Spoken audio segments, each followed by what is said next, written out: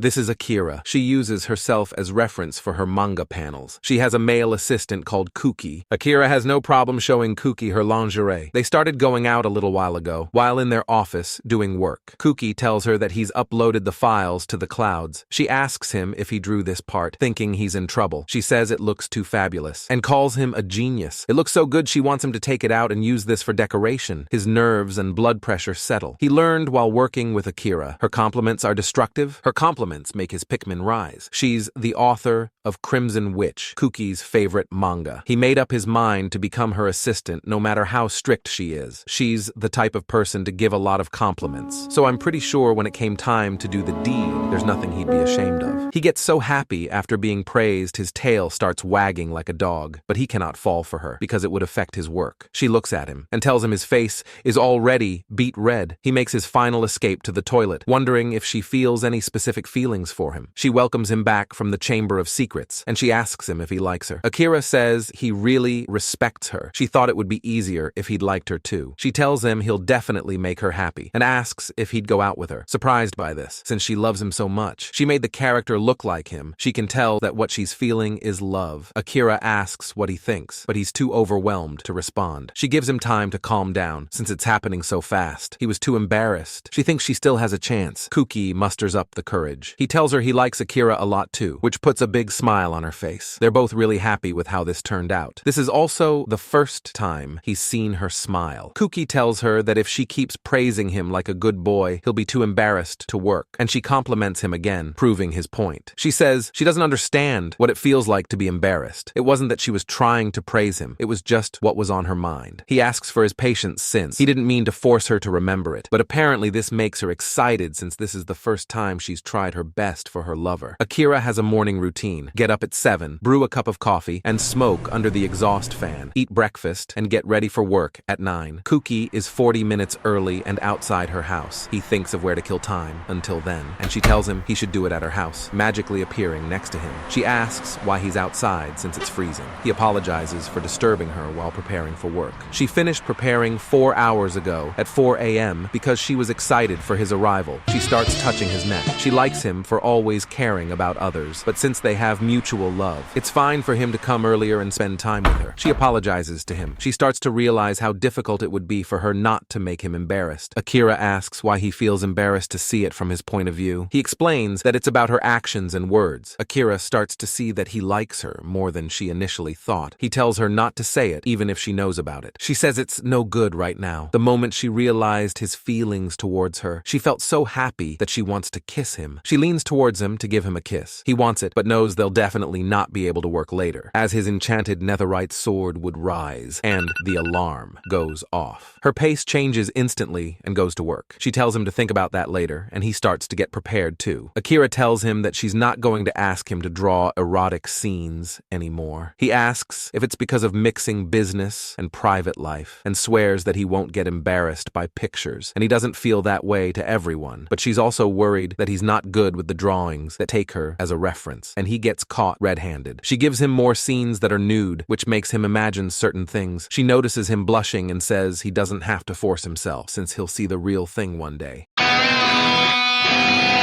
They call her the mangaka of iron. That's what the editing department refers to her as. She works fast and is never late. How does this relate to anything? I have no fucking clue. They're working extremely hard to get all their work done. As you can tell, Mappa has got them in a chokehold. They had to go overtime. Akira says Kuki can go home and she'll finish the rest of this, but he won't go home until it's done. It's her fault it was delayed. It's her fault she changed half of the chapter last night. And of course, he was really surprised. He says he's sure it's more interesting this way anyway, so it's fine. As her biggest fan, he'll repay her with the best drawings he can make. They finally finish their work. I'm honestly surprised he was able to concentrate while her Jupiter and Saturn are hanging there. She goes to bed to sleep for an hour. It's the first time he's seen her this tired. He touches her hand for some reason. She opens her eyes and says this is the exact thing he'd like to do, making her like him even more, and asks what he's planning to do. He jumps away. She tells him she'd be more energetic if she gets a hug. He's not ready for something like that yet. yet, and she'll be looking forward to it then. She gets up and gets ready to keep working. She tells him that his love gave her more strength than sleep could. Akira takes a trip to the publishing company. She meets up with Haruka, a 9-year-old manga. Sorry, let's try that again. Haruka, a 31-year-old manga editor. She apologizes for having her send the manuscript here than coming to her home. Akira tells her it's fine since she'd rather this than let her come to her house. Thinking that was mean, she says she'll poke her stomach. She clenches her fist and asks if she can poke her stomach as well, intending to punch her. They go to smoke outside the building. She tells her it's pretty rare for her to finish work this late. She asks if something happened. She tells her she has a boyfriend, and Haruka is surprised. Akira herself is surprised too. She notices that she really doesn't get embarrassed. She asks Akira what she likes about him, since she's changed a lot. It's a secret. She feels like she's just been cheated on. Akira asks her if she knows how to express your love to your boyfriend without making him feel embarrassed. And apparently, she hasn't had one before either. Well, it makes sense since she's 9. She apologizes, and they get back to work. It's back to work again on another day. They finished work on time this week. The new character they created is great too. He's looking forward to next week. Akira asks him to come over to his house tomorrow. He accepts. He tells her it's rare having to work on their day off, and wonders if there's something else that needs to be done. She says, not really. She's simply inviting him to spend time with her. He starts losing his mind. This is the first time they'll meet privately. He needs to wear new clothes, but he has bigger problems. He needs to figure out what to call Akira since they should be on a first-name basis now. He couldn't decide, so he calls her instead. She asks her, and he asks him if she's a genius at making her happy, which makes him freeze up. As long as it's something he chooses, she's fine with it. Kuki tells her he'll think about it. She's outside the smoking area of the convenience store. It worries him that she's outside at night in the dark. He asks her why she go out so late at night, and it just occurred to her that she might need some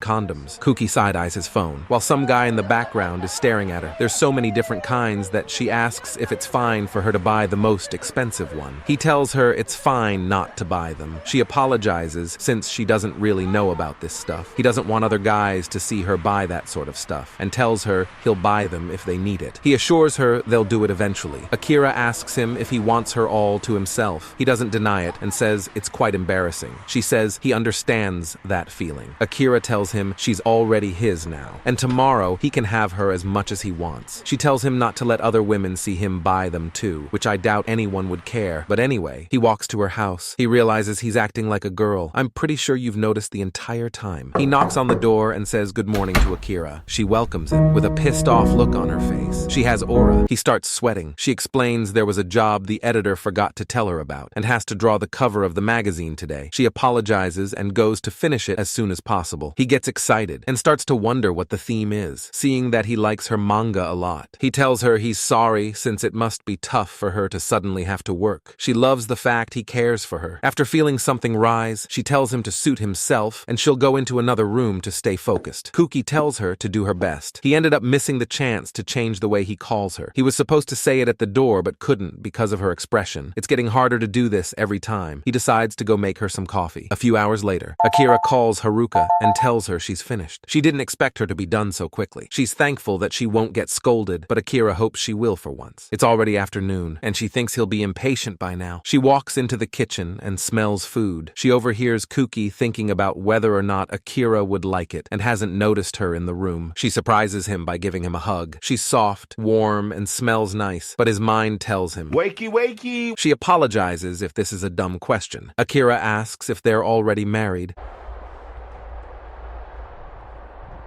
Kuki was asking himself if that was a serious question. She says that's a shame and takes the food into the living room. Akira tells him she loves hamburger steak, and he suddenly feels his virginity tingling. They finished eating. Akira tells Kuki his food was delicious. He thinks she's exaggerating. He's glad she likes it and offers to make it for her anytime. They both go to wash the dishes. Out of the blue, she says he can call her Akira from now on. Kuki asks, why? Akira heard him when he was speaking to himself in the kitchen and starts turning red, but he's glad she heard it since he finally got his answer. She asks him when she'll be called like that again, making it harder for Kuki. She also wanted to know why he'd want to call her by her first name. He thought that it would make her happy if he did. She wanted to call him by his first name as well, and asks him if he'll be happy with it. And his body starts acting up. He tells her it would make him happy. Akira offers to watch a movie, and he agrees. They're both in the living room. Kuki is very uncomfortable sitting right on the edge of the sofa, while Akira squeezed right next to him. Hold on a moment, is she gripping onto his butt cheek, but he knows he won't be able to concentrate. Kuki trying his softest not to get hard. She chose this movie because it's similar to her manga. She asks if he likes it. She knows exactly what he likes, which frustrates him. Kuki says he loves it. Suddenly she strokes his face and grabs him by the chin. She climbs on top of him. Now I know what's going to be the most replayed section of this video. She starts playing with his lips. Just before she gets into his Metal Gear Solid, the movie ruins the mood, and she changes her mind. Since it seems too early for this sort of stuff, she apologizes and says she got a little aroused, and they go back to watching the movie.